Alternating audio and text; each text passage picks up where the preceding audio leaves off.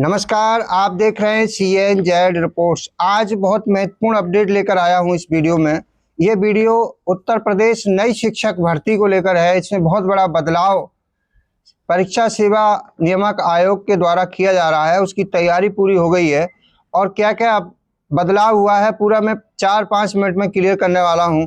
और शिक्षा मित्रों के लिए एक भर्ती में क्या लाभ मिलेगा, कैसे उनका चयन होगा, ये भी थोड़ी जानकारी दूंगा। तो एक बार वीडियो को लाइक करके और वीडियो अंत तक जरूर देखिएगा ताकि पूरे विस्तार से जानकारी, जैसे कि आपने ऊपर वीडियो के थंबनेल में देखा कि उत्तर प्रदेश नई शिक्षक भर्ती परीक्षा में बदलाव होने जा रहा है। और बदलाव में क्या क्या होने जा रहा है पूरी जानकारी आपको समझाते हैं।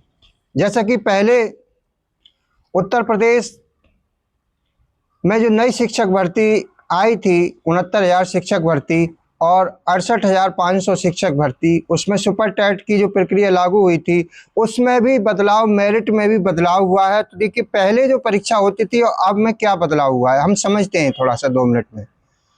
अब जो परीक्षा होगी, परीक्षा 360 अंक की होगी, उसमें 120 प्रश्न होंगे, 120 प्रश्न दिए जाएंगे। पहले 150 प्रश्न होते थे। पहले एक प्रश्न पर 1 नंबर मिलता था, अब एक प्रश्न पर 3 नंबर मिलेंगे, यानी 120 गुणा 3 यानी 360 अंक का पूरा पेपर होगा। और दूसरी चीज़, पहले निगेटिव मार्किंग नहीं होती थी। पहले एक प्रश्न पर 1 नंबर मिलता था, गलत करने पर कोई निगेटिव मार्किंग नहीं होती थी। अब अगर आप गलत प्रश्न करेंगे तो एक प्रश्न गलत करने पर 1 नंबर काट लिया जाएगा, 1 नंबर कट जाएगा। अगर एक सही करने पर 3 अंक मिलेंगे और एक गलत करने पर 1 अंक काट लिया जाएगा। देखिए और क्या बदलाव हुआ है। जैसे पहले जो 4 विकल्प होते थे, सेम वही 4 विकल्प अब भी प्रश्न में रहेंगे, वो पैटर्न सेम रहेगा। लेकिन पहले जो परीक्षा होती थी उस परीक्षा में जो मेरिट बनती थी, चयन का जो आधार बनता था, उसमें हाई स्कूल, इंटरमीडिएट, स्नातक और जो 2 वर्षीय डिप्लोमा होता था BEd BTC, उसके भी अंक की मेरिट बना करके तब मेरिट तैयार कट ऑफ बनती थी। लेकिन अब जो होगा पूरा मेरिट बनेगा, केवल परीक्षा के सुपर टेट के अंकों पर मेरिट बनेगा। मान लीजिए अगर भर्ती निकलती है 50,000 भर्ती उत्तर प्रदेश में नई शिक्षक भर्ती, अगर उसमें आवेदन करते हैं 8 लाख 6 लाख से कम आवेदन तो आएंगे नहीं, 6 से 8 लाख तक भी हो सकते हैं आवेदन।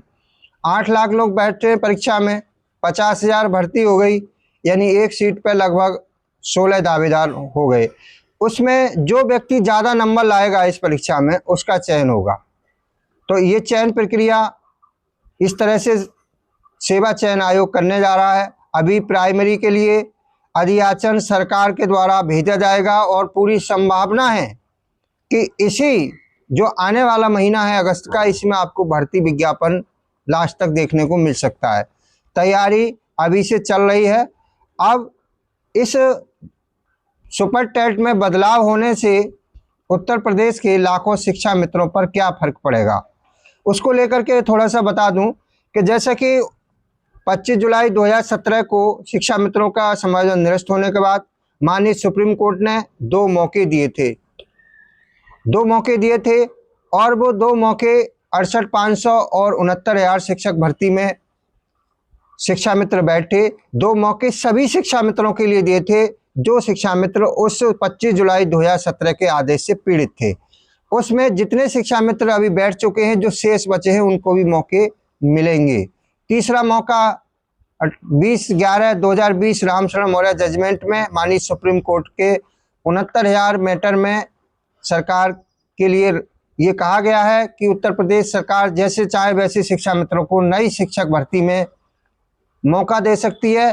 जैसे सरकार चाहे वैसे पूरी तरह से सारी प्रक्रिया सरकार के हाथ में छोड़ दी है। अब देखना ये होगा कि उत्तर प्रदेश के जो शिक्षा मित्र हैं उनकी सेवा भी 25-26 साल तक की हो चुकी है। पहले 25 नंबर का भारांक मिला था, यानी एक वर्ष में 2 अंक मिले थे। अगर इसी हिसाब से, अगर इसमें मेरा जो मानना है कि अगर सरकार के हाथ में फुल पावर है सुप्रीम कोर्ट के ऑर्डर में लिखा हुआ है। कोई भी इसके खिलाफ सुप्रीम कोर्ट में नहीं जा सकता, हाई कोर्ट में नहीं जा सकता। सरकार को पावर दी है कि सरकार चाहे तो शिक्षा मित्रों को प्रति वर्ष 2 अंक दे सकती है वेटेज के, और उम्र में छूट दे सकती है। जैसे मान लीजिए कोई शिक्षा मित्र 15 साल की सेवा दे चुके हैं तो उनको सरकार चाहे तो 30 अंक भारांक दे सकती है। कोई 20 साल की सेवा दे चुका है तो सरकार उसको 40 अंक भी दे सकती है भारांक। अगर 25 साल सेवा देने वाले को 50 अंक भी दे सकती है। अब ये बाध्यता अगर सरकार चाहे तो खत्म कर सकती है, क्योंकि सुप्रीम कोर्ट ने सरकार के पाले में पूरी तरह केन डाल दी है। सरकार ने के लिए ये भी कहा है कोर्ट के ऑर्डर में कि सरकार इनको जब तक लाभ दे सकती है जब तक इनको पूरा लाभ नहीं मिल जाए, इस अवसर का पूरा मौका नहीं मिल जाए। अवसर का पूरा मौका का मतलब है जब तक शिक्षा मित्र जो टीटी पास हैं वो टीचर नहीं बन जाते तब तक मौका उनको मिलता रहेगा। ये कोर्ट के ऑर्डर में लिखा हुआ है।